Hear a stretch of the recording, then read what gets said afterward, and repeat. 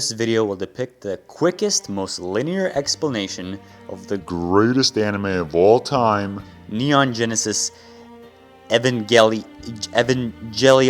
Fuck! What is she, jiggly like jelly or something? Maybe she looks like pudding or flan. Shut the hell up!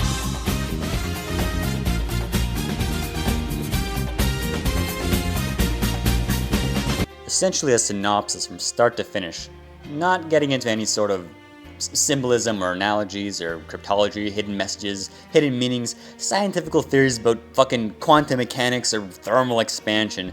Thermal expansion? How embarrassing. Just a rundown of the show from start to finish. Now, before we start, we need to know a little bit of backstory. In the beginning, there were these godlike beings known as the first ancestral race.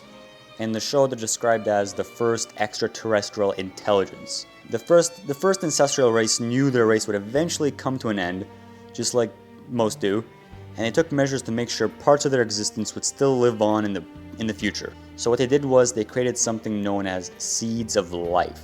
What they did was essentially spawn life on various planets long after they've been extinct. And all their efforts were documented in something known as the Dead Sea Scroll. The Dead Sea Scroll had virtually information about everything. It was used as a manual on the use and purposes, the contents of the black and white moons, the seeds of life, and the spears of Longinus. It detailed rules and regulations on how to use these items, and it was often referred to as the prophecy, to the extent and order of which the angels were released and were introduced. So the first ancestral race created the seeds of life, Adam and Lilith. Adam being the fruit of life seed, and Lilith being the fruit of knowledge seed. Each having their own moon, or egg, one being white and one being black, white with Adam and black with Lilith. And each one of them came with a spear, what is known as a spear of Longinus. And by this point you probably have no fucking idea what I'm talking about, but that's fine. Okay, so just follow me here. The first ancestral race scattered these seeds, or eggs, across planets, in that each planet would only receive one seed. The planet that received the Adam seed would be dominated entirely by what are known as angels, where the planets with the Lilith seed would produce normal life, such as humans and animals. They avoided putting two of the same eggs or seeds on the same planet because if a single being were to obtain both the fruit of life and the fruit of knowledge, it would have the same sort of godlike influence as the first ancestral race that initially created them. Now this is essentially what happened on Earth.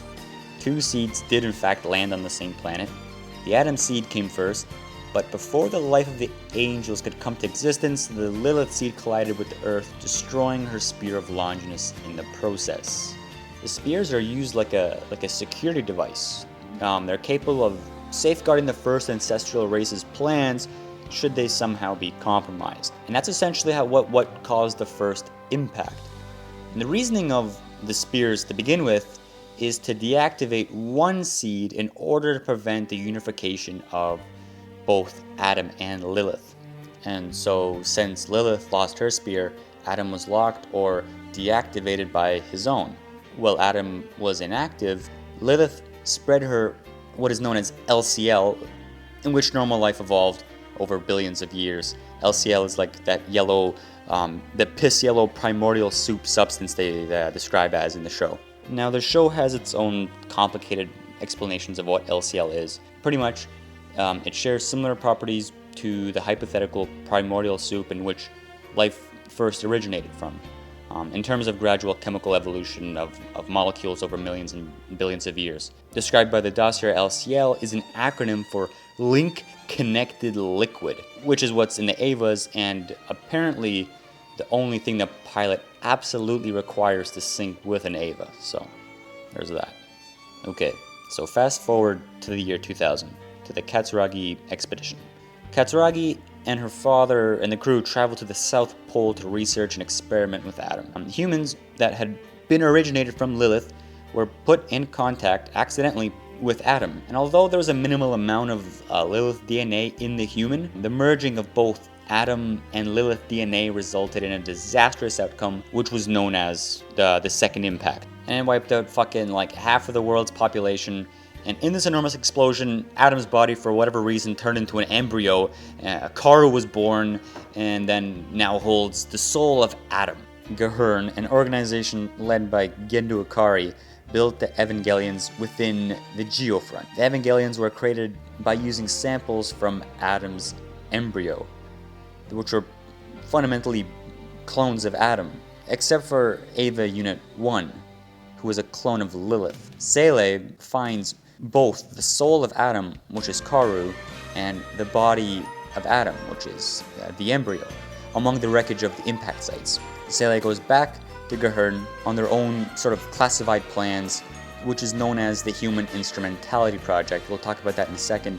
Gendo's wife, Yui Ikari, does a contact experiment with Eva Unit 1, somehow resulting in her body dissolving into LCL and her soul being absorbed into Ava's core. It was made to look an accident, but apparently she had planned it from the start as eternal proof of humanity's existence. Now, of course, Gendo was heartbroken, and that's when he decided to start the Human Instrumentality Project, which was also the secret goal of Zele. Let's talk about what the Human Instrumentality Project is exactly. And although it might sound completely fucking absurd, the Human Instrumentality Project was to gather all life of Lilith and unite them as one, in the form of LCL, in that piss yellow primordial soup substance.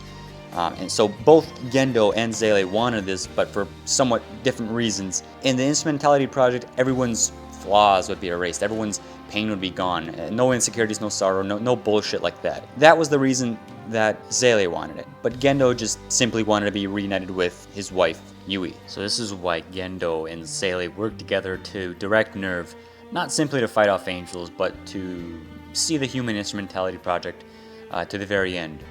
And later, Gendo created Rei, using the DNA of Lilith and Yui for his future plans. And after all this, Gahern changes to Nerve, and this is when episode 1 officially starts. Okay, so angels begin to attack Tokyo 3 to reach Lilith, which is hiding deep within the Geofront in Terminal Dogma. For the exception of episode 8, where they attack the ship where Asuka was first introduced, because at that time, Kaji had the embryo that he obtained from Zele before delivering it back to Gendo. Now, the reason this was all happening was because both Adam and Lilith were both flawed in some way. They were both missing their souls. And if the angels had in fact reached Lilith, mankind would be destroyed and the angels would completely dominate the world. With so much on the line, with such dire circumstances, what better way to fight off the angels but with some 14-year-old kids fucking, for whatever reason, able to sync perfectly with these Evas. Soon after all these attacks, Gendo and Fuyutsuki get Adam's Spear of Longinus from the second impact site. They impale the spear into Lilith, halting her growth and making it ready for the Human Instrumentality Project. But during the 10th angel fight, Ariel arrives in episode 22, and they use the Spear of Longinus to defeat it, leaving the spear thousands of miles out in orbit, leaving a crucial part of the Human Instrumentality Project completely out of reach.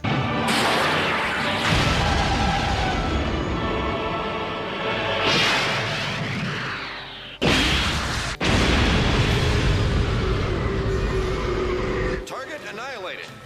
Now this is at the point where Asuka breaks down and they have to send Karu as a replacement instead of her. The angels understand our psychology that well?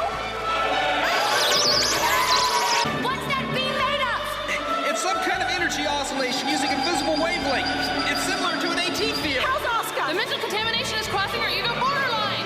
Asuka! Critical! We've got to get Asuka out of there immediately.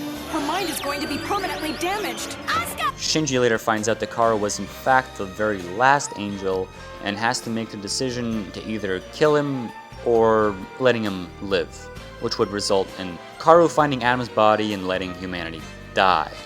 Shinji, being the amazing hero he is, with a stupidly, dramatically elongated scene, eventually kills Karu.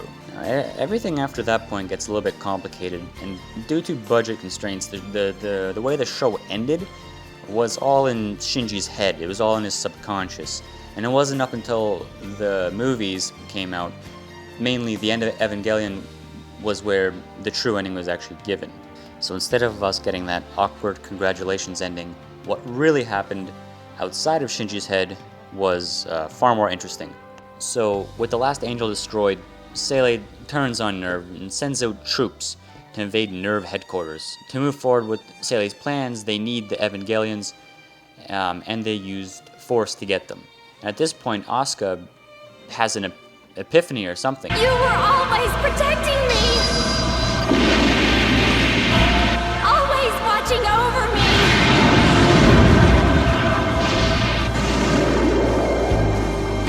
She reactivates her Eva and fights against the assault in the most badass scene in the entire movie.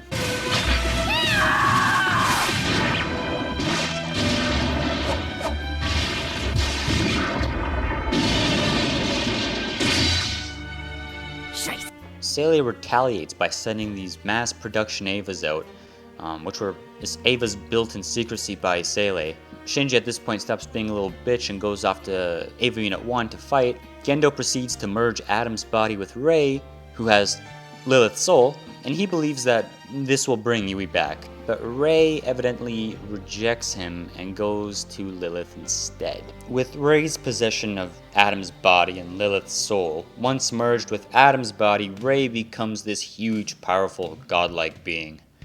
She initializes Third Impact and starts the Human Instrumentality Project. The Spear of Longinus returns to Unit Ava 1, and a massive anti-AT field spreads across the entire world, causing everyone's AT fields to break down, turning their bodies into LCL, and combining them all into one huge superorganism. So Shinji at this point has the option of either keeping the Human Instrumentality Project going, or completely rejecting it.